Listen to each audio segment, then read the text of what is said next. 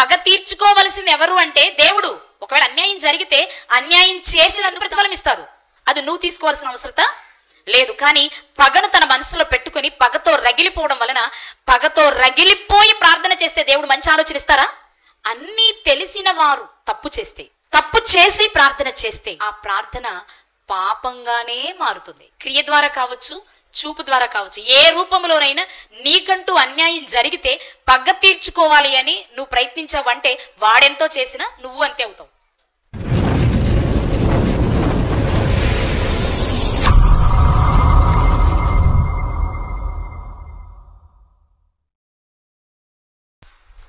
వాక్యం వినడానికి చేరవచ్చిన మీ అందరికీ మన ప్రభువు ప్రియ రక్షకుడైన యేసుక్రీస్తు వారి నామంలో నా హృదయపూర్వక వందనాలండి. దేవుడు ఏ విషయాన్ని నా ద్వారా మీతో పంచుకుంటారో ఆ మాటలు వినడానికి ప్రయత్నం చేయండి. ఇప్పటివరకు చాలా విషయాలు నేర్చుకున్నాం మనం. యేసుక్రీస్తు ప్రభువారు రోగుల కొరకే వచ్చారు. అంటే నీతిమంతులకు అక్కర్లేదని కాదు, నీతిమంతులకి ఆయన అవసరం లేదు, కానీ అందరికీ ఆయన కావాలి, అందరికీ ఆయన ప్రభు. ప్రతి వ్యక్తి యేసుక్రీస్తు వారిని నా రక్షకుడు అని నమ్మితేనే నిత్య జీవాన్ని స్వతంత్రించుకుంటాం. కాబట్టి ఈ విషయాన్ని మీరు మనసులో పెట్టుకోండి. ఆయన చేసిన త్యాగం వృధా కాకూడదు అంటే వింటున్న మనము జాగ్రత్తగా పరిశీలించుకుంటూ నేర్చుకున్న దానిని పాటించాలండి. అది లేకపోతే ఎంత నేర్చుకున్నా ప్రయోజనం ఉండదు. కొంచెంసేపు దేవుని మాటలు మనం ధ్యానం చేసుకుందాం. నిన్న మధ్యాహ్నం మనం ఏం మాట్లాడుకున్నామో గుర్తుందా? ప్రార్థన పాపముగా మారుతుందా? అసలు ప్రార్థనే పాపమైపోతే మరి మన జీవితాలు ఏంటి? ఎవరి జీవితంలో అలా జరిగింది అని మనం చూసినప్పుడు నిన్నటి విషయాన్ని జస్ట్ జ్ఞాపకం చేస్తాను మీకు. 109వ కీర్తన 7-8 చరణాల్లో మనం చదువుకున్నాం, ఇప్పుడు అక్కర్లేదు. అదేంటి అంటే వాని ప్రార్థన పాపమగునుగాక. ఆ మాట ఎవరిని గురించి వాడబడింది అంటే ఇస్కరియోతు యూదా గారి. అది ఎలా అనేది నిన్న మనం మాట్లాడేసుకున్నాం.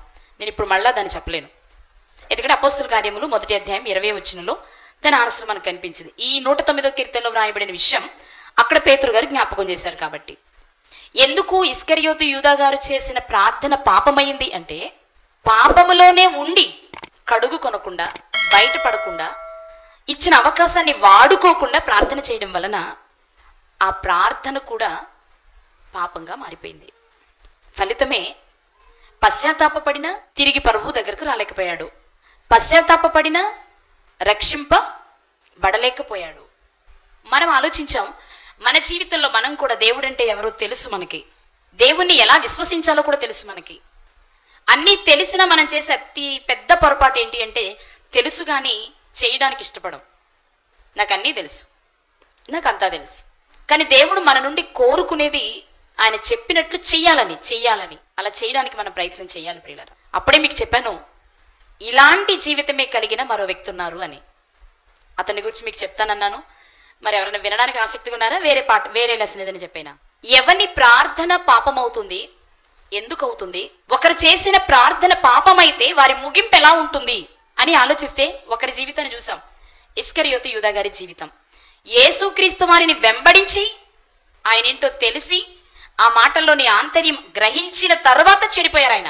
అందుకే ఆయన ప్రార్థన పాపమైంది, ఫలితంగా ఉరిపెట్టుకున్నారు. ఇక పాత నిబంధనలో ఇలాగే ఉరిపెట్టుకున్న వ్యక్తులు కొందరున్నారు. వెతికారా? దొరకలేదా? వెరీ గుడ్, నాకు అవకాశం ఇచ్చారైతే. నిన్నే క్లూ ఇచ్చాను నేను. కొంతమంది చెల్లి వాళ్ళు అడిగారు, ఇంతకీ మీరు ఇంకో పర్సన్ ఉన్నారన్నారు, ఆయన క్రొత్త నిబంధనలో ఉన్నాడా పాత నిబంధనలో ఉన్నాడా వెతుకుతాము అని చెప్పాను. పాత నిబంధనే అని. ఇంకెవరైనా ట్రై చేశారా? పాత నిబంధనలో ఉరిపెట్టుకుని చనిపోయిన వ్యక్తి మరొకరున్నారు, ఎవరైనా ప్రయత్నించారా? చూద్దాం రండి. సమూయేలు 2వ గ్రంథము 17వ అధ్యాయము 23వ వచనం. అహీతోపేలు తాను చెప్పిన ఆలోచన జరగకపోవుట చూచి గాడిదకు గంత కట్టి ఎక్కి తన ఊరనున్న తన ఇంటికి పోయి తన ఇల్లు చక్కబెట్టుకుని ఊరిపోసుకొని చనిపోయెను. అందరూ చూసారు ఈ మాట? మనం చదువుకున్న ఈ వచనంలో అహీతోపేలు అనే ఒక వ్యక్తి కనిపిస్తున్నారు.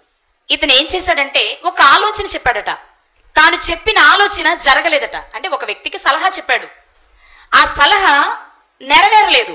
నెరవేరకపోవడం వల్ల ఆ వ్యక్తి చేసిన పని ఏంటి అంటే ఇంటికి వెళ్ళి ఉరిపెట్టుకొని చనిపోయాడు. ఏమంటే మనం చాలా మందికి సలహాలు ఇస్తాం కదా, ఏమో ఏం చదువుకోవాలంటే సలహా ఇస్తాం, పిల్లలకి ఎలాంటి బట్టలు కొనాలంటే సలహా ఇస్తాం, ఏ షాప్లో కొనాలి అంటే సలహా ఇస్తాం. పలానా షాప్లో తక్కువ దొరుకుతున్నాయి, పలానా షాప్లో క్లాత్ చాలా బాగుంది, అక్కడికి వెళ్ళి కొనుక్కోండి అంటాం. పలానా స్కూల్ బాగుంది, స్టాఫ్ బాగుంది, స్టడీ బాగుంది, పిల్లల్ని అక్కడికి పంపించండి అని చెప్తాం. అన్ని సలహాలు ఇస్తాం. మనం చెప్పినవన్నీ పాటిస్తారేంటి ఎదుటివారు? పాటించలేదని మనం చనిపోయామనుకోండి బాగుంటుందా? మనం చెప్పిన సలహా పాటించలేదనుకోండి, పోనీ వాడు ఇష్టమైతే పాటిస్తాడు, లేకపోతే లేదు. అంత మాత్రాన్ని మనం వెళ్ళి చనిపోతామా? అలా ఒకవేళ చనిపోయామనుకో చాలా ఫూలిష్గా ఉంటుంది. ఎవడికొచ్చిన సలహా చెప్తే వినకపోతే మన ప్రాణాలు తీసుకోవడం ఏంటండి? మూర్ఖులు అంటారు అలాంటి వారిని, మన భాష మనకు అర్థమైనంత వరకు. అవునా? మరి ఈ అహీతోపేలు గారు ఎవరికి ఆలోచన చెప్పారు, ఎందుకు చెప్పాడు, చెప్పింది ఎందుకు జరగలేదు, జరగనంత మాత్రాన చనిపోవడం ఎందుకు? ఈ విషయాలు ఈ మధ్యాహ్నం కొంచెం ఆలోచన చేద్దాం. ఇందుకు ఎవరు ఈ అహీతోపేలు? కూర్చున్న విశ్వాసాలు చెప్పండి. కూర్చున్నవారు, విననివారు. వినేసిన వారు చెప్తే ఎలాగా? చెప్పాలి. కూర్చున్నవారు చెప్పండి. ఎవరు ఈ అహీతోపేలు గారు? విన్నారు? పోనీ పేరు విన్నారా? చాలా తక్కువే వింటారు, ఎందుకంటే ఎక్కువ ఈయన గురించి మాట్లాడరు. ఆయన ఎవరో ఒక మాట చూద్దాం. 12వ వచనం, సమూయేలు 2వ గ్రంథము, సమూయేలు 2వ గ్రంథము 15వ అధ్యాయము. మరియు బలి అర్పింపవలెనని ఉండి అబ్షాలోము గీలోనియుడైన అహీతోపేలు అను దావీదు యొక్క మంత్రిని గీలో అను అతని ఊరి నుండి పిలిపించి ఉండెను. చాలండి. ఇక్కడ అబ్షాలోము గారు బలి అర్పించాలి అనుకుంటున్నాడు. ఇంతకు అబ్షాలోము గారు ఎవరు? దావీదు గారి కుమారుడు. ఇతను బలి అర్పించాలి అనుకున్నప్పుడు బలి అర్పించే కార్యక్రమంలో తనతో ఉండడానికి ఒక వ్యక్తి కావాలి. ఇప్పుడు బలమైన వ్యక్తి, ఆ కార్యక్రమాన్ని జరిగించే బలమైన ఒక వ్యక్తి కావాలి. కాబట్టి అతను ఎవరు అని ఆలోచించినప్పుడు అబ్షాలోము మనస్సుకు తట్టిన వ్యక్తి ఎవరు అంటే అహీతోపేలు గారు. అప్పుడు ఏం చేశాడంటే, అహీతోపేలు గారు ఎక్కడున్నారు అని వెతికితే అహీతోపేలు తన ఊరైన గీలో అనే ఊర్లో ఉన్నాడు. అక్కడి నుంచి పిలిపించుకున్నాడు అబ్షాలోం. వింటున్నారండి అందరూ? ఎక్కడి నుంచి? గీలో అనే అతని ఊరి నుండి అబ్షాలోము పిలిపించుకున్నాడు. ఇంతకు ఈ అహీతోపేలు గారు అసలు ఎవరు అంటే దావీదు గారి మంత్రి. ఎవరండి? మిమ్మల్ని ఒక మాట అడుగుతా, దావీదు గారు ఎవరు అసలు? రాజు. రాజు దగ్గర మంత్రి అంటే రాజు దగ్గర ఉండాలా, ఇంటి దగ్గర ఉండాలా? మరి ఈయన ఇంటికి వెళ్ళాడు. ఎక్కడైనా జనరల్గా ఒక రాజ్యం బాగుండాలి అంటే మంత్రి బాగుండాలి, సైన్యాధిపతి బాగుండాలి. మంత్రి ఎందుకు బాగుండాలి అంటే ప్రజల సమస్యలను రాజు దృష్టికి వెళ్ళాలి అన్నా, రాజు ప్రవేశపెట్టే సంక్షేమ కార్యక్రమాలు ప్రజలకు చేరాలి అన్నా మధ్యవర్తులుగా ఉండేవారే మంత్రులు. ఈ మంత్రి చక్కగా ఉంటే ప్రజల కష్టాలు తీరుతాయి, రాజుకు మంచి పేరు వస్తుంది. ఇప్పుడు అహీతోపేలు గారు దావీదు గారికి మంత్రి. వాస్తవం అయితే దావీదు గారి మంత్రి దావీదు గారి దగ్గర ఉండాలి, లేడు. పోనీ ఒకవేళ దావీదు గారి కష్టంలో ఉండి రాజ్యంలో లేకుండా, రాజధానిలో లేకుండా పరుగులు తీస్తున్నా ఆయన వెనకే ఉండాలి ఈయన కూడా. కానీ దావీదు గారేమో అబ్షాలోము గారికి జడిసి పారిపోతుంటే అహీతోపేలు గారేమో దావీదు గారిని విడిచి తన ఇంటికి వెళ్ళిపోయాడు. మొదటి ప్రశ్న మీరు ఆలోచించాల్సింది ఏంటంటే, అసలు దావీదు గారి మంత్రి తన ఇంటికి ఎందుకు వెళ్ళాడు రాజ్యాన్ని వదిలి అనేది మొదటి ప్రశ్న. ఓకే, వెళ్ళాడు. ఇప్పుడు అహీతోపేలుని తెచ్చుకోవాలన్న ఆలోచన అబ్షాలోముకి ఎందుకు కలిగింది? అతడు దావీదు గారి మంత్రి కదా, మంచి అయినా చెడుని ఎవరికి ఇవ్వాలి సలహా? దావీదు గారికి ఇవ్వాలి. కానీ ఇప్పుడు అబ్షాలోము గారు తెచ్చుకోవాలనుకుంటున్నారు, ఆయన ఎందుకు తెచ్చుకోవాలనుకుంటున్నాడు? రెండో ప్రశ్న. ఇక మూడో ప్రశ్న, ఒకవేళ అబ్షాలోము గారు పిలిచినా అహీతోపేలు గారు ఏం చెప్పాలి అంటే, నేను దావీదుకి మంత్రిని, మీ నాన్నకు సలహాదారుణ్ణి, నీకు కాదు, కాబట్టి నువ్వు పిలిచినా నేను అని చెప్పాలి. అంతే కదా జరగాలి. కానీ ఇక్కడ ఏం జరిగింది? అబ్షాలోము గారు పిలవగానే అహీతోపేలు గారు వచ్చేసారు. రావడమే కాదు, అబ్షాలోము గారికి ఎలాంటి సలహా కావాలో అలాంటి సలహాలన్నీ ఇచ్చాడు. అసలు ఎందుకు ఇలా జరుగుతుంది? దావీదు గారు ఎందుకు పిలిపించుకోవట్లేదు అహీతోపేల్ని? అబ్షాలోము ఎందుకు పిలిపించుకుంటున్నాడు? ఒకవేళ అబ్షాలోము గారు పిలిచిన అహీతోపేలు గారు దావీదు గారి దగ్గరికి వెళ్లకుండా అబ్షాలోము గారి దగ్గరికి ఎందుకు వెళ్ళాడు? అబ్షాలోముకి ఎందుకు సలహా చెప్పాడు? ఆ సలహా నెరవేరకపోతే ఊరెందుకు పెట్టుకున్నాడు? ఒకటి మాత్రం మనం చెప్పొచ్చు, ఏంటంటే అహీతోపేలు గారి ప్రార్థన పాపమయ్యింది కాబట్టి. ఎందుకంటే నిన్న విన్నాం కాబట్టి మనం, అదేనా? ఇస్కరియోతు యూదా గారు ఎందుకు ఊరి పెట్టుకున్నారు? ఆయన ప్రార్థన పాపమైంది కాబట్టి. ఇప్పుడు అహీతోపేలు గారు ఊరెందుకు పెట్టుకున్నారు? ఆయన ప్రార్థన కూడా పాపమై ఉండాలి రూల్ ప్రకారం. ఇక రెండు, ఇస్కరియోతు యూదా గారి ప్రార్థన ఎందుకు పాపమయ్యింది? తెలిసి తప్పు చేశాడు కాబట్టి. అదే విషయాన్ని అహీతోపేలు గారి దగ్గర మనం అప్లై చేసుకుంటే అహీతోపేలు గారు కూడా తెలిసే తప్పు చేసి ఉండాలి. బైబిల్ ఎంత ఇలా కరెక్ట్ అయ్యే ఉంటుంది. ఇంతకీ తెలిసి తప్పు చేయడానికి ఒక మంత్రి, ఆయనకేం తెలుసు అనుకుంటారా మీరు? మామూలుగా మనకు తెలిసినంత వరకు దావీదు గారు చాలా జ్ఞానవంతుడు, బలవంతుడు, ధైర్యవంతుడు, యుద్ధసూరుడు. దేని తీసుకున్నా దానికైనా సరిపోతాడు. అందగాడు, జ్ఞానవంతుడు, బలవంతుడు, ధైర్యవంతుడు, ప్రార్థనాపరుడు, అన్నీ ఉన్నాయి. ఏది తీసుకున్నా అన్ని లక్షణాలు ఆయనకి బాగా సెట్ అవుతాయి. ఆయన జీవితంలో ఒకే ఒక్క మిస్టేక్ చేశారు. ఆయన ఒకే ఒక్క మిస్టేక్ చేశారు. మిగిలిన మనకు తెలుసు కదా, చిన్నప్పుడే ఇశ్రాయేలీలలో యుద్ధానికి వెళ్ళి యుద్ధము చేయగలిగిన నైపుణ్యం కలిగిన వారే గొల్లియాతును చూసి పారిపోయేస్తే అన్నలు చూడ్డానికి వెళ్ళినోడు విజయాన్ని సాధించుకొచ్చాడు. ఒక్క ఒడిసెల రాయితో గొల్లియాతును కొట్టడం, పరిగెత్తుకు వెళ్ళడం, ఆయన కత్తినే తీసి ఆయన తల నరకడం, ఆ తల పట్టుకుని సౌలు గారి దగ్గరకు రావడం. ఎవరు చేయగలరు ఇది? ధైర్యవంతులే చేయగలరు. ధైర్యవంతులు అంటే ఏదో చీకట్లో కాస్త దూరం వెళ్ళొచ్చి చేసేవాళ్ళని కాదు. నీతివంతులే సింహం వల్లే ధైర్యంగా ఉంటారు. కాబట్టి దావీదు గారి విషయాన్ని మనం ఆలోచిస్తే ఆయన చాలా ధైర్యవంతులని చెప్పాలి. కేవలం లోక సంబంధమైన జ్ఞానం, లోక సంబంధమైన ధైర్యం మాత్రమేనంటే కాదు, ఆధ్యాత్మికంగా కూడా అలాంటి వాడే ఆయన. ఇప్పుడు మిమ్మల్ని అడుగుతాను, అంత జ్ఞానవంతుడు తనకు సలహా ఇచ్చే వ్యక్తిని పెట్టుకుంటున్నాడు అంటే ఎలాంటి వ్యక్తిని పెట్టుకుంటాడు? నేను ఎలా జ్ఞానవంతుడు కదా, నాకు సలహా ఇచ్చేవాడు ఎలాంటివాడైతే ఏముందని అనుకుంటారా? అసలు రాజ్యంలో మంత్రి అంటేనే మంచి తెలివితేటలు కలిగిన వాడై ఉండాలి, భక్తిపరుడై ఉండాలి.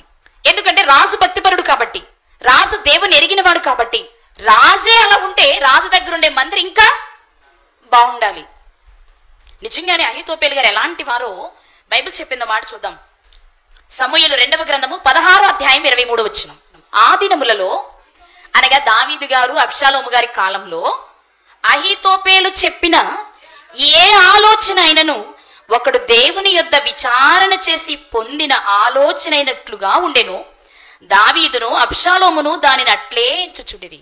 ఆ రోజుల్లోనట అహీతోపేలు గారి నోటి నుండి, ఎవరి నోటి నుండి? ఎవరనుకున్నాం అహీతోపేలు అంటే? చెప్పాలందరూ ఎవరనుకున్నాం? కుర్చీలో ఉన్నవాళ్ళు. అహీతోపేలు గారు ఎవరు? కుర్చీలో కూర్చున్న వాళ్ళు వినట్లేదనమాట. అహీతోపేలు గారు అంటే ఎవరనుకున్నాం? దావీదు గారి మంత్రి.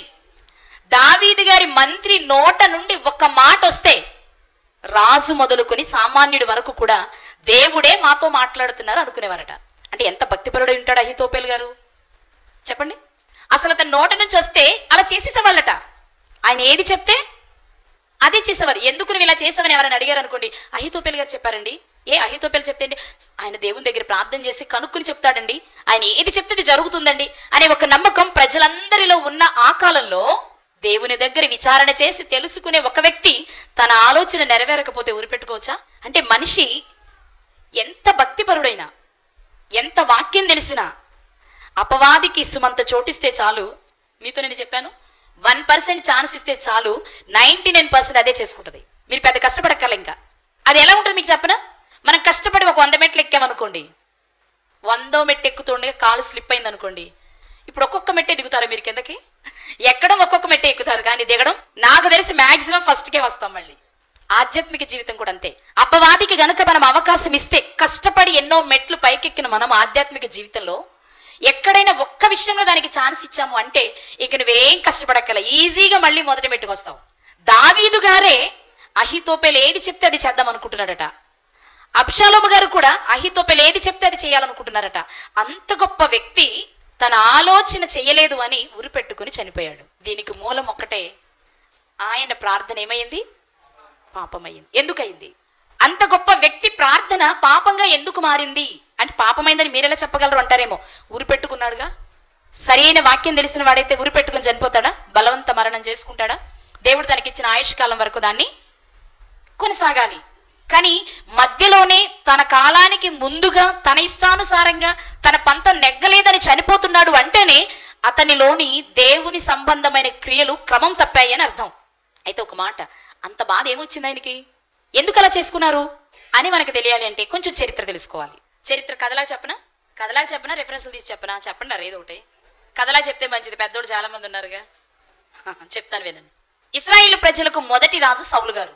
ఆయన రాజు కాక మునుపు, బాగా వినండి, కథలానే చెప్తున్నా. ఇశ్రాయేలు ప్రజలకు మొట్టమొదటి రాజు సౌలు గారు. సౌలు గారు రాజు కాక మునుపు, ఇంకప్పటికి రాజు అవ్వలేదు ఆయన. రాజు కాక మునుపు అమ్మోనీల రాజు నాహాష్ యుద్ధం చేయడానికి వచ్చాడు.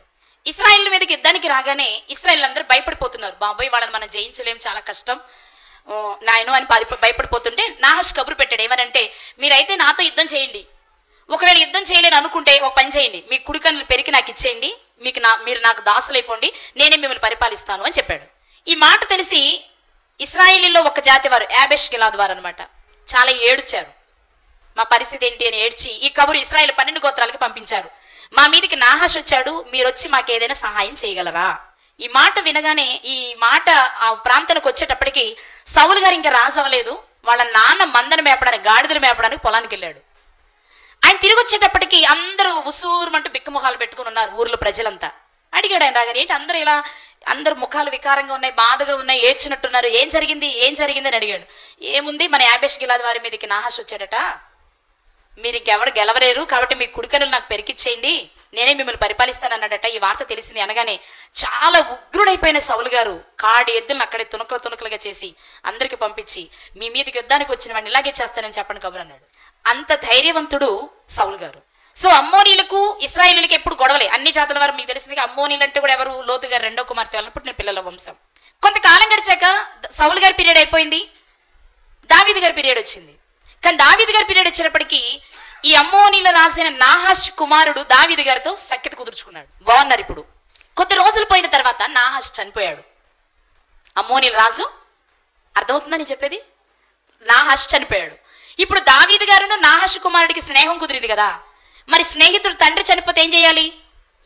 పరామర్శించాలి. ఏవో చేసినా చేయకపోయినా కనీసం పలకరించాలి కదా. బాగా ఎవరైనా చనిపోతేనో లేకపోతే ఏదైనా రోగంతో ఉంటేనో బాగాలేదంటేనో మినిమం సెన్స్ ఉన్న వాళ్ళు ఏం చేస్తారంటే పలకరిస్తారు. వెళ్ళి పలకరించలేకపోయినా ఫోన్ అన్నా అప్పుడు లేవు కదా, మరి వెళ్ళి పలకరించాలి. కాబట్టి దావీదు గారు ఏం చేశారంటే, అయ్యో నాహాష్ చనిపోయాడా, అయితే పని చేద్దామని చెప్పి కొంతమంది మనుషుల్ని పరామర్శించడానికి నాహాష్ కుమారుడి దగ్గరికి పంపించారు. వీళ్ళు అక్కడికి ఎంటర్ అవుతూ ఉండగానే నాహాషు కుమారునికి ఆ ఊరి వాళ్ళు ఒక వర్తమానం తెచ్చారు. ఏమనంటే, దావీదు ఊరికే మనుషులు తీసుకురా పంపట్లేదు నీ దగ్గరికి, మన వారిని వేగి చూసి తర్వాత యుద్ధం చేయడానికి మనుషులు పంపిస్తున్నాడు, నువ్వు చాలా జాగ్రత్తగా ప్రవర్తించు దావీదు పంపే మనుషులతో అని చెప్పారు. తప్పుడు సలహా. ఆ పెద్దవాళ్ళ మాట వినగానే నాహాష్ కొడుకేం చేశాడంటే, అయితే దావీదు నా మీదకి యుద్ధం చేయబోతున్నాడు అనమాట, వచ్చిన వాళ్ళు మర్యాదగా పంపకూడదు అనుకుని వాళ్ళ గడ్డం పెరికేసి జుట్టు కత్తిరించేసి వస్త్రాలు కత్తిరించేసి వాళ్ళని బాగా అవమానపరిచాడు. నాహాష్ కొడుకు. సిగ్గేస్తుంది కదండి. మన మంచి మనసుతో పలకరించడానికి వెళ్ళామండి, వెళ్ళినప్పుడు మన కాళ్ళు కడుక్కోవడానికి నీళ్ళు ఇవ్వకుండా, కనీసం టీ తాగుతారు అనకుండా, అనకపోగా మనల్ని చూసి ఆ కోడి మీద కుక్క మీద వంక పెట్టి తిడుతున్నారు అనుకోండి, మనకి ఎలా అనిపిస్తుంది? ఎందుకు వచ్చి మీరు అక్కడికి అనిపిస్తుంది కదా. అలా తిట్టడం కాదు, అసలు ఏకంగా వేళ్ళదే గడ్డం కొరికిచ్చారు, జుట్టు పీకిచ్చారు, బట్టలు కత్తిరించారు, బట్టలు కూడా నడుము వరకే కత్తిరించారు, కిందంతా వదిలేశారు. చాలా సిగ్గు అనిపిస్తుంది కదా. వాడు వెనక్కి తిరిగి వస్తూ ఉండగానే ఒకడు ముందుగా వెళ్ళి కబురు చెప్పాడు దావీదు గారికి, నువ్వేదో మంచి మనసుతో పంపించావు, నీ వాళ్ళందరూ అవమానపరిచాడు నాహాష్ కొడుకు అనగానే ఎలా ఉంటుంది ఇప్పుడు దావీదు గారికి? మీకైతే ఎలా ఉంటుంది? అంతే కోపం వచ్చింది దావీదు గారికి కూడా, భయంకరమైన కోపం వచ్చింది. నేను ఇంత మంచి మనసుతో పంపిస్తే నా ప్రజల్ని ఇంత అవమానపరుస్తాడా? పట్టండి బళ్ళెం, లేకపోతే పట్టండి కత్తే ఈటే, ఎందుకు యుద్ధం రెడీ. ఆయన సై అంటే వెనకంతా సై సై అంటారు. ఎందుకని? ఆయనే మంచి యుద్ధ వీరుడు, రాజ యుద్ధానికి బయలుదేరితే మిగిలిన వాళ్ళందరూ కామన్గా బయలుదేరతారు కదా. మొత్తం బయలుదేరారు, అమ్మోనీల దేశం మీదకి వెళ్ళారు, యుద్ధాన్ని చేశారు, చాలా మందిని ఓడించారు. రాజధాని పట్టణమైన రబ్బా పట్టణాన్ని ఓడించాలి. సైన్యమంతటిని రబ్బా పట్టణం చుట్టూ ముట్టడి వేయించి రాజుగారి ఇంటికి వచ్చారు. నాహాష్ కుమారుడు దావీదు గారితో బాగున్నాడు అనుకున్నాడు, కానీ అతనికి ఇచ్చిన తప్పుడు సలహా వలన నష్టపోయాడు, కష్టాన్ని కొని తెచ్చుకున్నాడు. వెంటనే కోపోద్రికుడైనటువంటి దావీదు గారు సైన్యంతో వెళ్ళాడు, యుద్ధం చేశాడు. రబ్బా పట్టణాన్ని మాత్రమే ఓడించాలి. ఇంకా అంటే యుద్ధం అంటే ఇప్పటిలాగా ఒకేసారి ఫినిష్ చేయడం కాదుగా, బాంబులేసి ఉదయం ఒక టైం పెట్టుకుంటారు, ఈవినింగ్ సూర్యుడు అస్తమించే లోపు యుద్ధం చేయాలి, ఆ తర్వాత మళ్ళీ రెస్ట్, మళ్ళీ రేపు అలా ఒక టైం పెట్టుకుని యుద్ధాలు చేసేవారు ఆ రోజుల్లో. రబ్బా పట్టణం చుట్టూ సైన్యాన్ని పెట్టేసి దావీదు గారు మాత్రం ఇంటికి వచ్చారు, యెరూషలేంకి వచ్చి పడుకున్నారు. ఇప్పుడు అక్కడ యుద్ధం చేయాలి, వారిని ఓడించాలి, తన బాధ లేక తన కోపం తన కసిని తీర్చుకోవాలి, అందుకే కదా యుద్ధానికి వెళ్ళింది. ఈ కోపంతో ఉన్న వ్యక్తి అక్కడేమో సైన్యం ఉంటే ఇతని ఆలోచన దేని మీద ఉంటాయి చెప్పండి మీరు? యుద్ధం మీదే ఉంటాయి కదా. ఎలా చేయాలి, ఎక్కడ ఎలా పెట్టాలి, ఎంత త్వరగా ఓడించాలి, ఎంత మందిని చంపాలి, ఇవి ఏదైనా సరే. మన ఇంట్లో పెళ్ళి అనుకోండి, నెల 2 నెలల ముందు నుంచి మన మైండ్ అక్కడే ఉంటుంది. ఏ కార్యక్రమమైనా మన మనసు దాన్ని ఆలోచిస్తూ ఉంటుంది. సో దావీదు గారి పరిస్థితి కూడా ఏంటి అంటే, ఓడించాలి కదా, ఇదే ఆలోచిస్తూ ఉన్నాడు, అక్కడే తిరుగుతూ పడుకున్నాడు, నిద్రపోయాడు. సాయంత్రం అయ్యేటప్పటికి మెలకు వచ్చింది. మెలకు వచ్చి లేచి మిద్దె మీద తిరుగుతున్నాడంటే ఏం చేస్తూ ఉంటుంటాడు? ఖచ్చితంగా యుద్ధాన్ని గురించి ఆలోచిస్తూ ఉన్నాడు. యుద్ధాన్ని గురించి ఆలోచిస్తూ ఉన్న టైంలో, అదే టైంలో క్రింద ఒక స్త్రీ స్నానం చేస్తుంది, ఆమె బత్షెబ గారు. ఇక యుద్ధం సంగతి మర్చిపోయాడు, విజయం ఎలా సాధించాలో మర్చిపోయాడు, చిన్నప్పటి నుంచి కాపాడుకున్న భక్తి సంగతి మర్చిపోయాడు, అన్ని పటాపంచలైపోయినాయి. ఒక్కసారి ఆమె అందాన్ని చూడగానే, ముందు చెప్పాను, ఎంత గొప్ప వ్యక్తి అయినా మన పంతం నెరవేరకపోతే ఊరి పెట్టుకుని చనిపోయాడు అహీతోపెలు. ఎంత భక్తి కలిగిన వాడైనా శరీరాశ, నేత్రాశ, జీవపడంబం అనే వాటిల్లో ఏదో ఒక్కటి నీకు ప్రవేశించినా చాలు, ఇది ఎలాగైపోతుంది దావీదు గారి జీవితంలో. చిన్న వయసు నుండే కదా ఆయన చాలా భక్తిగా ఉన్నాడు కదా. గొల్లియాతు మీదకి వెళ్ళేటప్పుడు ఆయన చెప్పిన మాట ఏంటో తెలుసా? సున్నతలే నీ ఫిలిస్తీయుడు ఎంత ఆఫ్టర్ ఆల్ నాకు అన్నాడు. ఎక్కడదా ధైర్యం? వాళ్ళ అన్నలకు లేదా ధైర్యం? 2 ఎడ్లను తునకలుగా చేసి పంపిన సౌలు గారికి లేదేంటి ధైర్యం గొల్లియాతుని చంపే టైంకి? అంత చిన్న వయసులో అంత ధైర్యంగా దేవుని పైన ఆనుకున్న ఆ వ్యక్తి ఒక స్త్రీ అందాన్ని చూడగానే ఏం చేశాడు? అన్నీ మర్చిపోయాడు.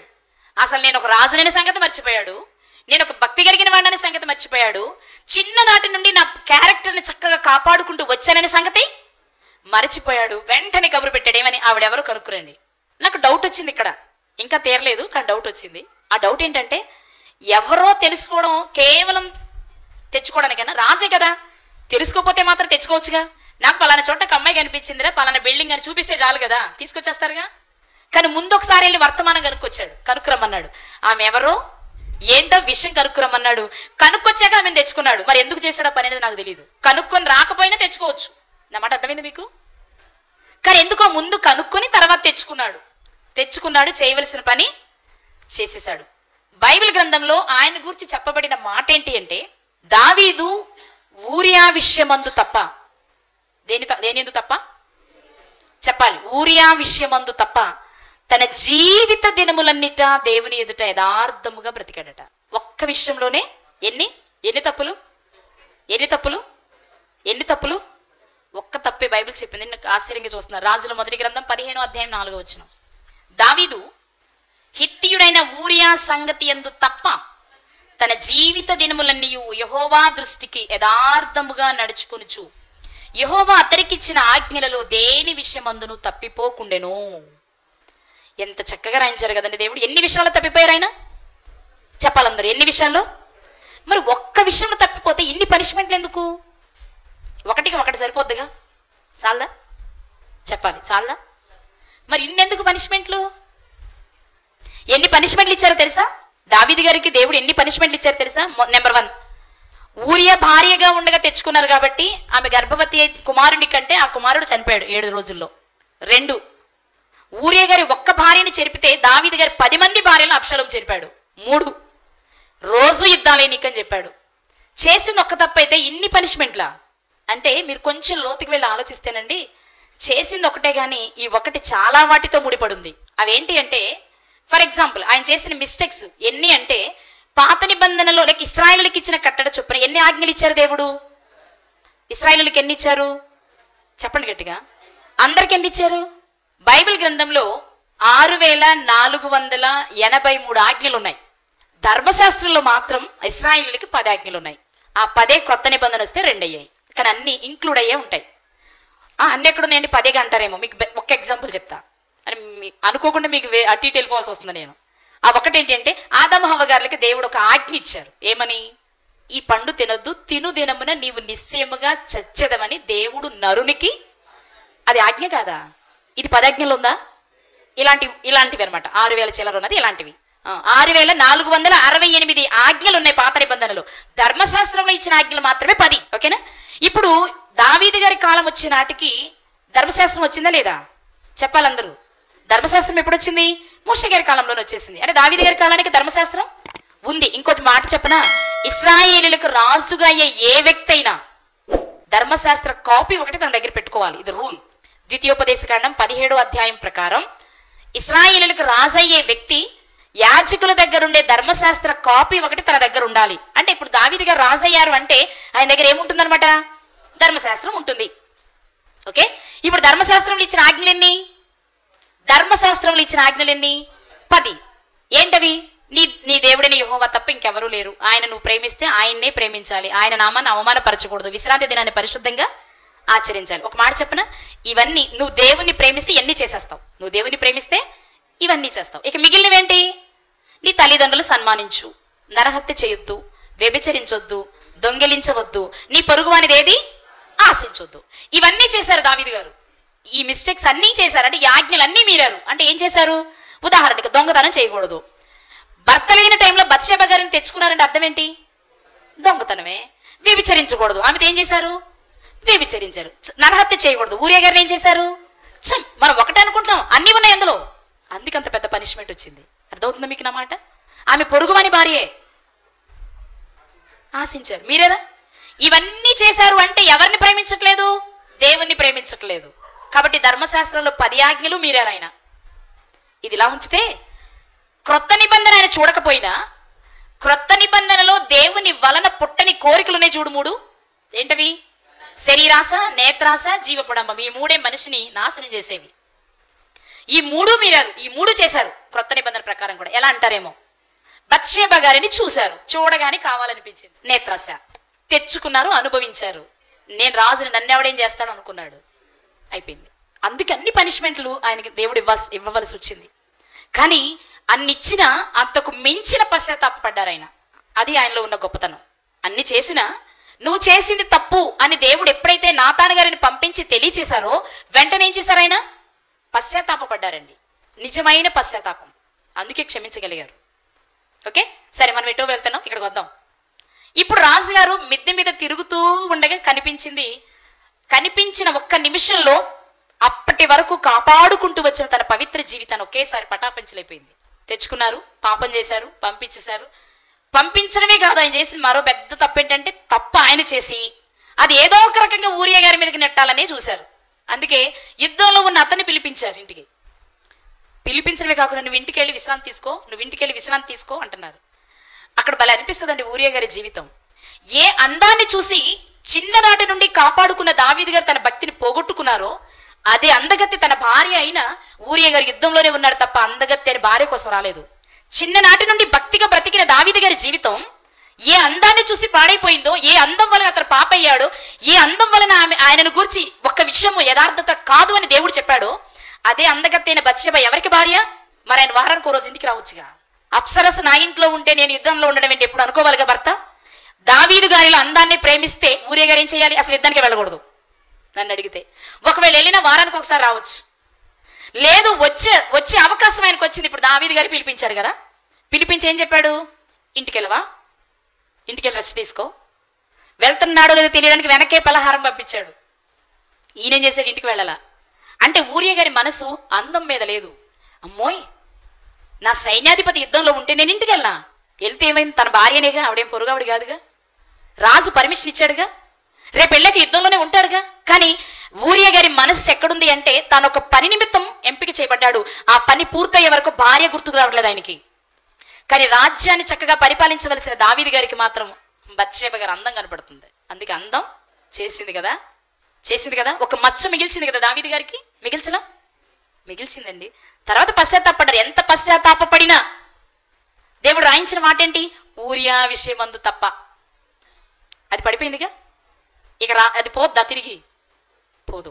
అతను మంచోడు, నీతిమంతుడు అయ్యాడు. కానీ అతను చాలా మంచోడండి. కానీ ఒకప్పుడు ఏం జరిగిందో తెలుసా అంటాం మాట్లాడుకుంటే. ఇప్పుడు మనం భక్తిపరుడు ఈ సందర్భం అంటే నేను దావీదు గారిని తక్కువ చేయను, కానీ ఈ సందర్భం మాట్లాడుకుంటే మాత్రం ఊరియా గారి హీరో, దావీదు గారి విలన్. ఆ సందర్భంలో కదా నాకు చాలా ఇష్టం ఊరియా గారు అంటే. ఆయన గురించి రాయబడింది కొంచెమైనా జీవితం అంతా జాగ్రత్తగా బ్రతకడానికి అవసరమైన సంగతులు దొరుకుతాయి ఊరియా గారి జీవితంలో. ఎందుకు ఈ చరిత్ర అంతా ఎందుకండి? అహీతోపెలు ఊరు పెట్టుకుంటే దావీదు బత్షెబను చూడటం ఎందుకు అనిపిస్తుంది కదా మీకు. విషయం దగ్గరికి వస్తాను ఇప్పుడు. రండి, సమూయేలు 2వ గ్రంథం 11వ అధ్యాయము 2 నుండి చదువుకుందాం. ఒకానొక దినమున ప్రొద్దుగ్రుంకు వేళ దావీదు పడక మీద నుండి లేచి రాజనగరి మిద్దె మీద నడుచుచు పైనుండి చూచుచుండగా స్నానము చేయు ఒక స్త్రీ కనబడెను. ఆమె బహు సౌందర్యవతి అయి ఉండట చూచి దావీదు దాని సమాచారం తెలుసుకున్నటకై ఒక దూతను పంపాను. అతడు వచ్చి ఆమె ఏలియాము కుమార్తెయు హిత్తీయుడగు ఊరియాకు భార్యయునైన బత్షెబ అని తెలియచేయగా దావీదు దూతల చేత ఆమెను పిలువనంపాను. ఆమె అతని యుద్ధానికి రాగా జరిగిపోయింది విషయం. ఇక్కడ ఏం జరుగుతుంది చెప్పాలి. కబురు పంపించాడు దావీదు గారు, ఆమె ఎవరో తెలుసుకోండి అనగానే వెళ్ళిన దూత 2 విషయాలు కనుక్కొని వచ్చాడు. ఒకటి, ఏలియాము గారికి కుమార్తె. ఎవరండి? బత్షెబ గారు ఎవరు? ఏలియాము గారికి కుమార్తె. 2, ఊరియా గారికి భార్య. బత్షెబ తండ్రి పేరేంటో కనుక్కొచ్చారు, బత్షెబ గారి భర్త పేరేంటో కూడా కనుక్కొచ్చాడు. బత్షెబ గారి తండ్రి పేరేంటి? ఏలియాము గారు. బత్షెబ గారి భర్త పేరేంటి? ఊరియా గారు. ఏం లేదండి, వాళ్ళ నాన్న ఏలియాము, వాళ్ళ ఆయన ఊరియా, ఆవిడ అతని భార్యనే ఈమె. ఎవరు? అవునా, పట్టుకొచ్చే అంతే. తీసుకొచ్చేసారు, ఇచ్చేసారు. బాగుంది. కానీ దీనికి అహీతోపెలు గారు చనిపోవడానికి కారణం ఏంటి అని మన జాగ్రత్తగా ఆలోచిస్తే ఇక్కడే కావలసిన సమాధానం దొరుకుద్ది మనకి. అదేంటి అంటే, దావీదు గారి దగ్గర బలాఢ్యులైన వారు కొంతమంది సైన్యం ఉన్నారు. రాజ్యం అంటేనే చాలా సైన్యం ఉంటుంది కదా, వాళ్ళలో బలవంతులు కొందరు ఉంటారు. ఆ బలవంతులు ఇంకొంత, ఉదాహరణకి యేసుక్రీస్తు వారు 70 మందిని శిష్యులుగా చేశారు. అందులో 12 మందిని అపోస్తలులుగా పెట్టుకున్నారు. అందులో ఒక 3 ముఖ్యమైన వారిగా పెట్టుకున్నారు. ఆ 3 ఎప్పుడు ఆయనతోనే ఉండేవారు. వారే పేతురు గారు, యోహాను గారు, యాకోబు గారు. అర్థమైందన్నమాట మీకు.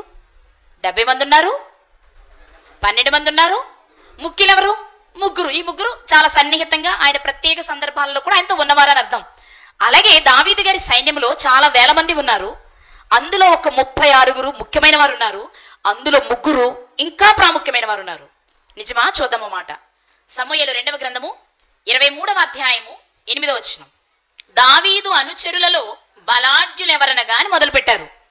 ఇక్కడ ఒక 3 వ్యక్తుల్ని ప్రాముఖ్యమైన వారిని చెప్తారు. వారు ఎవరంటే యోషే, బెషెబెతను, ముఖ్యుడకు తక్మోనీయుడు. ఈ 3 చాలా ప్రాముఖ్యమైన వారు. వీరే కాకుండా 24వ వచనంలో మనకు మరొక కొంతమంది కనిపిస్తారు. ఆ 30 మంది ఎవరనగా మరో 30 మంది ఉన్నారు. అర్థమైందా? ఆ 30 మంది పేర్లు 24వ వచనం నుండి 39వ వచనం వరకు వ్రాయబడ్డాయి. వీళ్ళు దావీదు గారి దగ్గర ఉన్నటువంటి బలాఢ్యులలో 3 ప్రాముఖ్యమైన వారు, మిగిలిన ఇంకో 30 మంది ఉన్నట్టు చెప్తూ ఉన్నారు. అర్థమైందా? మొత్తాన్ని కలుపుకుంటే ఆ 30 మంది పేర్లలో కొన్ని పేర్లు మనకు కనిపిస్తాయి. నేను అన్ని చదివించలేను, మరి 30 పేర్లు చదవాలంటే మీకు 4 కూడా తిరగదు, ఇక్కడ కష్టంగా ఉంటాయి పేర్లు. వీళ్ళల్లో ఒక వ్యక్తిని చూద్దాం. ముందు 39వ వచనం. హిత్తీయుడైన ఊరియా. ఎవరండి చెప్పాలి? హిత్తీయుడైన అంటే ఆయన సైన్యంలో ముఖ్యులు అనుకున్న వారిలో ఊరియా గారు ఉన్నారు. ఇంతకీ ఈ ఊరియా గారు ఎవరు? హిత్తీయుడు. బత్షెబ గారి భర్త పేరేంటి? హిత్తీయుడైన ఊరియా. మళ్ళీ ఊరియా అంటే చాలా మంది ఊరియాలు ఉండొచ్చు, అంటే ఒకే పేరు కలిగిన వారు చాలా మంది కనిపిస్తారు కదా. కానీ హిత్తీయుడైన ఊరియా అంటే, ఇంతకీ ఈ హిత్తీయుడైన ఊరియా బత్షెబ భర్త కంటే ముందు ఇతను ఎవరు అంటే దావీదు గారి సేవకులలో ఒకడు. రెండో పేరు చూద్దాం. 34వ వచనం. సమూయేలు 2వ గ్రంథము 23వ అధ్యాయము 34వ వచనంలో మరో పేరు చూస్తాం. మరో 2-3 పేర్లు చూస్తాం మనం ఇక్కడ. మాయకాతీనికి పుట్టిన ఆస్బయి కుమారుడని ఎలీపెలెట్. ఎలీపెలెట్ అనే వ్యక్తి ఒక సేవకుడు. మరియు గిలోనీయుడైన అహీతోపేలు కుమారుడైన ఏలియాము మరో వ్యక్తి కనిపించాడండి. ఎవరితను? ఏలియాము గారు. ఎవరు ఇతను? ఏలియాము గారు ఎవరు? అహీతోపేలు కుమారుడు. ఏ అహీతోపేలు? గిలోనీయుడైనా లేక గీలోనీయుడైనా. అర్థమైంది అనుకుంటున్నా. ఇంతకీ ఏలియాము గారు ఎవరు అంటే బత్షెబ గారికి తండ్రి మాత్రమే కాదు, అహీతోపేలుకి కొడుకు. వరుసలు అర్థమవుతున్నాయా? బైబిల్ అర్థం కావాలంటే లెక్కలు రావాలి, వరుసలు రావాలి. ఏదో మీరు చెప్తే పిలిచేస్తామండి పిన్న బాబాయ్ అంటే కుదరదు. ఇక్కడ రిలేషన్ తెలియాలి అంటే, మర్మం తెలియాలి అంటే ఖచ్చితంగా బైబిల్లో ఉన్న వరుసలు తెలియాలి మనకి. ఇప్పుడు మీరు గమనించాలి, ఇక్కడ అర్థం మనం ఏం చూస్తున్నామంటే, దావీదు గారు పాపము చేసిన స్త్రీ. దావీదు గారు పాపము చేసిన స్త్రీ ఎవరు? బత్షెబ గారు. ఈమె ఎవరి కుమార్తె? ఏలియాము గారి కుమార్తె. ఏలియాము గారి తండ్రి ఎవరు? అహీతోపేలు. అంటే అహీతోపేలు గారికి బత్షెబ గారు ఏమవుతారు? మనవరాలు. ఏమవుతారు? మనవరాలు, కొడుకు బిడ్డ. ఇప్పుడు మీకు విషయం అర్థమై ఉండాలి. ఏమని అంటే, బత్షెబ గారితో దావీదు గారు ఎప్పుడైతే పాపం చేశారో వెంటనే అహీతోపేలు గారు ఏం చేశాడంటే, నా మనవరాలి జీవితాన్ని పాడు చేసావు, నీ దగ్గర నేను మంత్రిగా ఉండడం ఏంటి అనుకుని రాజును వదిలి తన ఊరైన గీలో వెళ్ళిపోయాడు. మొదటి ప్రశ్నకు సమాధానం. ఎందుకు గీలో వెళ్ళిపోయాడు అంటే, తన మనవరాలి జీవితాన్ని నాశనం చేశాడని, మనవరాలు భర్త అయిన ఊరియా గారిని చంపించాడని. అందుకు తన ఊరు వెళ్ళిపోయాడు. ఇక 2, అబ్షాలోము ఎందుకు పిలిపించుకున్నాడు? మా నాన్న అహీతోపేలు మనవరాలతో తప్పు చేశాడు కాబట్టి, అహీతోపేలు పారిపోయాడు కాబట్టి, ఇప్పుడు మా నాన్నకి అహీతోపేలుకి మధ్య సఖ్యత లేదు. ఇప్పుడు ఆ తెలివితేటలు ఎవరు వాడుకుంటే మంచిది? నేను వాడుకుంటే మంచిది. ఎందుకంటే నిన్నటి వరకు మా నాన్నకి సలహా ఇచ్చాడు కదా, ఇప్పుడు నేను తెచ్చుకుంటే మంచి సలహా ఇస్తాడు. ఆ సలహా ప్రకారం నేను చేస్తే మా నాన్న ఓడించవచ్చు అనుకుని గీలో అని అతని ఊరి నుండి పిలిపించుకున్నాడు. అహీతోపేలు గారు కూడా ఎందుకు వచ్చాడు తెలుసా? దావీదు గారి మీద కక్ష తీర్చుకోవడానికి సమయం చూస్తున్నాడు ఇంటి దగ్గర కూర్చొని. ఇప్పుడు అబ్షాలోము పిలిచాడు కాబట్టి నేను వెతకబోయిన తీగ నా కాలికే తగిలింది అనుకున్నాడు. చక్కగా అబ్షాలోము దగ్గరికి వచ్చేసాడు. మీకు విషయం చెప్పనా? అబ్షాలోము గారు దావీదు గారి 10 మంది ఉపపత్నులను పట్టపగలే కూడాడు. దీనికి 2 కారణాలు ఉన్నాయి. ఒకటి, దావీదు గారు ఊరియా గారిని చంపి బత్షెబ గారితో పాపం చేయడం వలన దేవుని కోపం ముందే ఇచ్చిన మాట. రెండో కారణం ఏంటి అంటే, అహీతోపేలు గారు చెప్పిన ఆలోచన. అహీతోపేలు గారు అబ్షాలోము గారికి 2 ఆలోచనలు చెప్పారు. మొదటిది ఏంటంటే, మీ నాన్న నీకు జడిసి, అంటే అబ్షాలోము ముందే రాజుగా ప్రకటించేసుకున్నాడు, అది విని దావీదు గారు పారిపోతున్నాడు. మీ నాన్న నీకు జడిసి ఎలాగో పారిపోతున్నాడు కాబట్టి నువ్వు పని చేయి, 10 మందిని విడిచిపెట్టి మీ నాన్న వెళ్తున్నాడు, ఆ 10 మంది పిన్నమ్మలతో నువ్వు కూడు అని సలహా ఇచ్చాడు. అందుకు కారణం ఏంటో తెలుసా? నా మనవరాల్ని మీ నాన్న చెరిచాడు అనే మాట తన మనసులో ఉంచుకుని సొంత పిన్నమ్మలతో తప్పు చేయమని సలహా ఇచ్చాడు అహీతోపెలు అబ్షాలోముకి. వాస్తవంగా ఆ సలహా ఇచ్చేటప్పుడు అబ్షాలోము గారికి ఉన్న ఆలోచన ఏంటి అంటే, దేవుడే అహీతోపెలు ద్వారా నాకు చెప్తున్నాడని మాత్రమే అనుకున్నాడు తప్ప పినతల్లులు కూడాలన్న ఆలోచన అబ్షాలోము గారికి లేదప్పుడు. కానీ అహీతోపెలు గారు చెప్తున్నాడు కాబట్టి దేవుని దగ్గర నుంచి తెలుసుకొని చెప్తున్నాడు అనుకున్నాడు అంతే అబ్షాలోము. అదే మనం చదివింది 15లో. సమూయేలు 2వ గ్రంథం 16వ అధ్యాయం 23లో చదివాం కదా మనం. పైన ఏం జరిగింది ఒకసారి చూస్తే మీకు అర్థమవుతుంది. ఒక్కసారి చూద్దామా? 20 వచనం నుండి చదువుదాం. 16-20 నుండి చదువుదాం. అబ్షాలోము అహీతోపెలుతో ఇలా అంటున్నాడు, మనము చేయవలసిన పని ఏదో తెలుసుకొనుటకై ఆలోచన చేతము రమ్ము అనగా, అప్పుడు అహీతోపెలు అంటున్నాడు, నీ తండ్రి చేత ఇంటికి కావలి ఉంచబడిన ఉపపత్నుల యొద్దకు నీవు పోయిన ఎడల నీవు నీ తండ్రికి అసహ్యుడవైతివి అసహ్యుడవైతివని ఇశ్రాయేలు అందరూ తెలుసుకొందురు, అప్పుడు నీ పక్షమున ఉన్న వారందరూ ధైర్యము చెందుదురని చెప్పెను. ఇప్పుడు సలహా ఏమి ఇస్తున్నాడు తెలుసా? మొదటి సలహా, నువ్వు వెళ్ళు, మీ నాన్న 10 మందిని ఇంటి దగ్గర పెడుతున్నాడు, నువ్వు వెళ్ళి ఆ 10 మందితో కూడు. అప్పుడు ఏం జరుగుద్దంటే, దావీదు భార్యలనే కూడాడు అంటే అబ్షాలోము గొప్పోడని అందరూ నీ పక్షం వస్తారు. సలహా చెప్పాడు.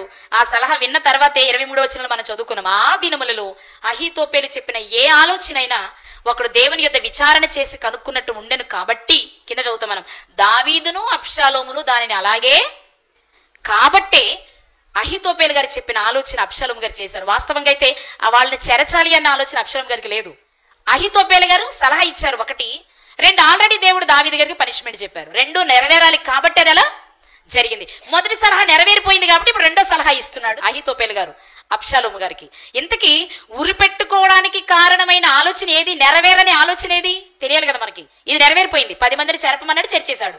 కానీ మరి ఏది నెరవేరలేదు? ఎందుకు నెరవేరలేదు అంటే ఇప్పుడు చూద్దాం. సమూయేలు 2వ గ్రంథం 17వ అధ్యాయం 1 నుండి 4 వచనాలు. దావీదు అలసట నుండి బలహీనముగా ఉన్నాడు గనుక. ఎందుకు బలహీనంగా ఉన్నాడు? ఎందుకు అలసిపోయాడు దావీదు గారు? అబ్షాలోము తరుముతున్నాడు, రాజుగా ప్రకటించేసుకున్నాడు. ఎప్పుడైతే అబ్షాలోము రాజుగా ప్రకటించుకున్నాడో సైన్యం అంతా అబ్షాలోము వైపు చేరుతుంది. ఎప్పుడైతే అబ్షాలోము వైపు సైన్యం చేరిందో అబ్షాలోము రాజు అయిపోయాడో ఇప్పుడు దావీదు గారికి అంత పట్టు ఉండదు. కాబట్టి ఇప్పుడు పరిగెడుతున్నాడు. పరిగెత్తి ఎలా ఉంటాడు? అలసిపోతాడు కదా. అలసిపోయాడు. ఏం జరిగింది? కాబట్టి నేనేం చేస్తానంటే, అతని మీద పడి అతని బెదిరించిన ఎడల అతని యొద్దనున్న జనులందరూ పారిపోదురు. దావీదు గారితో కూడా కొంత సైన్యం పరిగెడుతుంది. నేను ఎప్పుడైతే దావీదు మీద పడతానో, బెదిరిస్తానో, అప్పుడు సైన్యం ఏమైపోతారు? చెల్ల చెదిరైపోతారు. ఎవరైనా అంతే కదండి. యేసుక్రీస్తు వారికి కూడా చెప్పింది అదే, ఈ రాత్రి నేను గొర్రెల కాపరిని కొడుదును, గొర్రెలన్నీ చెదిరిపోతాయి. సహజం. రాజు మీద పడితే, రాజును పట్టుకుంటే సైన్యం అంతా పారిపోద్ది, కామన్ గా జరిగే విషయం. ఇప్పుడు అహీతోపెలు గారు చెప్తున్న ఆలోచన ఇది ఏమని? నేను నీ తండ్రి మీద పడతాను, అతని జనులందరూ పారిపోదురు, రాజును మాత్రము హతము చేస్తా. వాస్తవం చెప్పండి, రాజు దొరికితే ఏం చేయాలి? అహీతోపెలు చంపొచ్చా? రాజు దగ్గర తీసుకురావాలి. చంపి తీసుకురావాల్సి వస్తేనే చంపాలి, దొరికితే మాత్రం చంపకూడదు. దొరికితే ఏం చేయాలి? రాజు దగ్గరికి తీసుకొచ్చి అప్పగించాలి. ఇది రూల్. ఒకవేళ యుద్ధంలోనే కొట్టి చంపవలసి వచ్చి చనిపోతే అప్పుడు ఓకే. కానీ నేను చెప్తున్నాడు, నేను రాజు మీద పడతాను, జనులందరూ వెళ్ళిపోతారు. అంటే రాజు మీద పడితే రాజు నీ చేతికి దొరికాడని అర్థం. దొరికిన వాడిని నువ్వేం చేయాలి? అబ్షాలోము దగ్గరికి తీసుకురావాలి. కానీ అహీతోపెలు గారు ఏం చెప్తున్నారు? రాజును మాత్రం నేను చంపేస్తా అంటే అహీతోపెలు గారికి దావీదు గారి మీద ఎంతంత కోపం ఎక్కడికుంది? ఒక్క సైనికుడు కూడా చంపాలనుకోవట్లా, కానీ దావీదు గారు మాత్రం చంపకుండా ఉండాలనుకోవట్లా, కసి తీరం చంపాలనుకుంటున్నాడు. అందుకే ఈ రాత్రి అక్కడ చదువుతాం మనకి కిందకు వస్తే, రాజును మాత్రం హతము చేసి జనులందరినీ నీ తట్టు త్రిప్పెదను, నీవు వెదకు మనిషిని నేను పట్టుకొనగా జనులందరూ వచ్చి నీతో సమాధాన పడుదురు గనుక నీ చిత్తమైతే నేను 12,000 మందిని ఏర్పరచుకుని పోయి ఈ రాత్రి దావీదును తరిమి పట్టుకుందునని అహీతోపెలు అబ్షాలోముతో చెప్పగా, ఈ బోధ అబ్షాలోమునకును ఇశ్రాయేలు వారి పెద్దలందరికీ యుక్తముగా కనబడెను. అహీతోపెలు గారు చెప్పేస్తున్నారు ఆలోచన, 12,000 మంది సైన్యాన్ని నాకు ఇవ్వు అబ్షాలోము, ఈరోజు ఈ రాత్రి మీ నాన్న పట్టుకోవడానికి వెళ్తా, మీ నాన్న మీద పట్టుకుంటా, మీ నాన్న మాత్రం చంపేస్తా. చెప్పకనే చెప్పేస్తున్నాడు మీ నాన్న చంపేస్తానని, కానీ సైన్యం మాత్రం నీ వైపు తిప్పుతా. బాగుంది, భలేగుంది. మా నాన్న చస్తే మాత్రం నేను చంపాలని తిరుగుతున్నాను, సైన్యం నా దగ్గరకు వస్తే చాలు, ప్రజలు నా వైపు తిరిగితే చాలు అనుకున్నాడు అబ్షాలోము. ఓకే, బాగుంది. ఇదే ప్రయత్నంలో 12,000 మంది సైన్యాన్ని తీసుకుని అహీతోపెలు రాత్రి వెళ్ళాడు. కానీ తాను అనుకున్నట్టు జరగలేదు. మరి ఎందుకు జరగలా? దేవుని దగ్గరే విచారణ చేసి కనుక్కునే మనిషి కదా, అతనికి ఆలోచన చెప్పింది. మరి అతని ఆలోచన ఎందుకు నెరవేరలేదు అంటే ఇక్కడ ఒక విషయం మీరు గమనించాలి. దావీదు గారేమో బత్షేబా గారితో పాపము చేసి నాతాను గారు వచ్చి చెప్పగా పశ్చాత్తాపడుతున్నాడు. అతను పశ్చాత్తాప పడిన తర్వాత తెలిసిన వార్త ఏంటంటే అహీతోపేలు అబ్షాలోము పక్షాన చేరాడు అని. వెంటనే దావీదు గారు చేసిన పని ఏంటంటే, అమ్మ అహీతోపేలు అబ్షాలోము పక్షాన చేరితే ఇక నాకు ఇచ్చే మంచి సలహాలను ఎవరికి ఇస్తాడు? అబ్షాలోముకి ఇచ్చేస్తాడు. అందుకే అతను చేసిన ప్రార్థన ఒకసారి చూస్తారు మీరు. సమూయేలు 2వ గ్రంథము 15వ అధ్యాయము 30 నుండి 30-31 చదువుదాం. అయితే దావీదు ఒలీవ చెట్ల కొండ ఎక్కుచు ఏడ్చుచు తల కప్పుకొని పాదరక్షలు లేకుండా కాలినడకన వెళ్ళెను. అతని యొద్దనున్న జనులందరూ తలలు కప్పుకొని ఏడ్చుచు కొండ ఎక్కిరి. అంతలో ఒకడు వచ్చి అబ్షాలోము చేసిన కుట్రలో అహీతోపేలు చేరి ఉన్నాడని దావీదునకు తెలియచేయగా, ఇప్పుడు దావీదు గారు అంటున్నారు, యెహోవా అహీతోపేలు యొక్క ఆలోచన చెడగొట్టమని ప్రార్థన చేసెను. ఎందుకు అహీతోపేలు గారు చేసిన ఆలోచన నెరవేరలేదో తెలుసా? పశ్చాత్తాపంతో కూడిన ప్రార్థన దావీదు గారు చేశారు కాబట్టి. ఎందుకు అహీతోపేలు గారి ఆలోచన నెరవేరలేదో తెలుసా? మనస్సు నిండా ద్వేషాన్ని పగను పెట్టుకొని అహీతోపేలు గారు ఆలోచన చెప్తున్నారు కాబట్టి. ఇక్కడ అహీతోపేలు గారి ఆలోచన చెడిపోవడానికి 2 కారణాలు. ఒకటి దావీదు గారి పశ్చాత్తాపంతో కూడిన యథార్థమైన ప్రార్థన, 2 పగతో రగిలిపోతూ అహీతోపేలు చేసిన ఆలోచన. దేవునికి ఏది నచ్చుద్ది? పశ్చాత్తాపమే నచ్చుద్ది. కాబట్టి అహీతోపేలు ఆలోచన జరగలేదు. ఇప్పుడు మీకు అర్థమై ఉండాలి ఎందుకు అహీతోపేలు ఉరిపెట్టుకున్నాడంటే, దావీదును చంపాలన్న కసిగా ఉన్నాడు. చంపే అవకాశం చేజారిపోగానే అతన్ని చంపలేకపోయాను కాబట్టి నేనే చచ్చిపోదాం అనుకున్నాడు. కానీ దేవుని దగ్గర వర్తమానాన్ని తెలుసుకుని 10 మందికి సలహా చెప్పగలిగే స్థాయిలో ఉన్న ఆ వ్యక్తి తన పంతం నెరవేరకపోతే చనిపోవడం ధర్మమా అంటే కానే కాదు. కానీ ఎందుకు చనిపోవలసి వచ్చిందో తెలుసా? అన్నీ తెలుసా లేదా అహీతోపేలు గారికి? చెప్పాలి, తెలుసా లేదా? బాగా తెలుసు. ఎవరికైనా దేవుని దగ్గర నుండి విచారణ చేసి చెప్తున్నాడు అంటే దేవుని గురించి ఎంత బాగా తెలుసు. అంత బాగా తెలిసిన వ్యక్తి ఇప్పుడు ఏం చేశాడు? పగ్గతో రగిలిపోతున్నాడు. కానీ మిమ్మల్ని మాట అడుగుతాను, ఆ తర్వాత బత్షేబా గారికి ఏమైనా అన్యాయం జరిగిందా? దావీదు గారు వాడుకుని వదిలేశారా? చెప్పండి, వాడుకుని వదిలేశారా? మంచి జీవితాన్ని ఇచ్చారుగా కాదా? ఇప్పుడు అందగత్తి కాబట్టి రాజుకి ఎంతో మంది ఉంటారు కాబట్టి బత్షేబా గారిని తెచ్చుకొని పాపం చేసి వదిలేశారు అనుకోండి, అది అన్యాయం, అవునా కదా? కానీ అలా వదలలేదు. ఇంకా చెప్పనా, బత్షేబా గారికి పుట్టిన కుమారునే రాజును చేశారు. ఇంకా అన్యాయం ఏమైంది బత్షేబాకి? కానీ ఏదో బాధ, నా కొడుకు అందులో ఉన్నాడు, నా మనవడు అందులో ఉన్నాడు. అహీతోపేలు గారి బాధ ఏంటంటే, నేను ఆయనకి మంత్రిని, నా కొడుకు ఏలియాము సైన్యంలో ఉన్నాడు, నా మనవరాల భర్త ఊరియా అందులోనే ఉన్నాడు, మా కుటుంబం అంతా సేవ చేస్తుంటే మా కుటుంబాన్ని ఏం చేశాడు దావీదు? సర్వనాశనం చేశాడు. కాబట్టి ఇతని దగ్గర నేను పని చేయను అనుకుని ఇంటికి వెళ్ళిపోయాడు. ఆ కోపాన్ని తీర్చుకోవడానికి అవకాశాన్ని వెతుకుతున్నాడు కాబట్టి అబ్షాలోము పిలవగానే వచ్చాడు. వచ్చిన అతని మనస్సులో ఉన్న ఆలోచనలన్నీ అబ్షాలోము చేత చేయించాలనుకున్నాడు. 10 మంది ఉపపత్నులు పాడు చేయించి పనిచేసింది అబ్షాలోమే.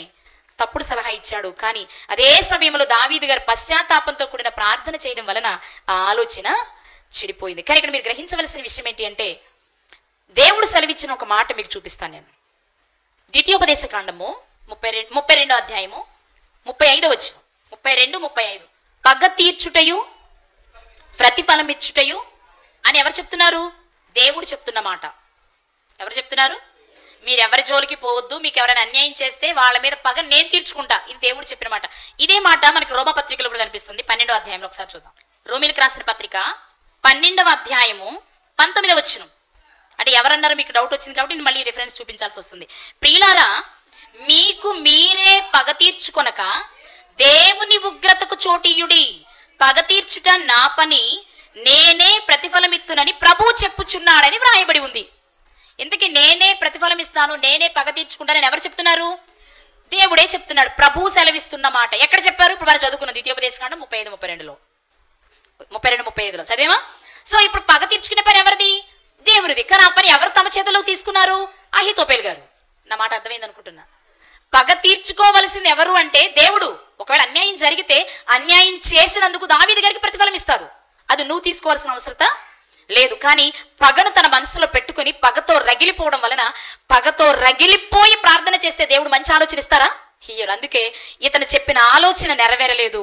మంచి మనసుతో చేసిన దావీదు గారి ప్రార్థన విని దేవుడు సహాయం చెప్పారు, దేవుడు సహాయం చేశారు. దీన్ని బట్టి మీకు అర్థం కావాల్సింది ఏంటి అంటే, అన్నీ తెలిసిన వారు తప్పు చేసి ప్రార్థన చేస్తే ఆ ప్రార్థన పాపంగానే మారుతుంది. యూదా గారికి తెలుసా లేదన్నీ? తెలిసే తప్పు ఫలితం ప్రార్థన పాపంగా మారింది. ప్రాణం ఉరిపెట్టుకుని పోవలసి వచ్చింది. సేమ్ అహీతోపెల్ గారు. అన్నీ తెలుసా లేదా? తప్పు చేశారా లేదా? ఫలితం ఏమైంది? ప్రార్థన పాపంగా మారింది. ఫలితం సేమ్, ఉరి పెట్టుకుని చనిపోయాడు. ఒక్కటే సింపుల్. అంటే వేరేని కాదు, కానీ ఇది నేను ధ్యానించిన తర్వాత నాకు అర్థమైంది. ఉరి పెట్టుకుని చనిపోయే వాళ్ళందరూ ఇదేనేమో. తమ కాలానికి ముందుగా చనిపోవడానికి కారణం పంతం నెరవేరక, పగను మనసులో పెట్టుకుని.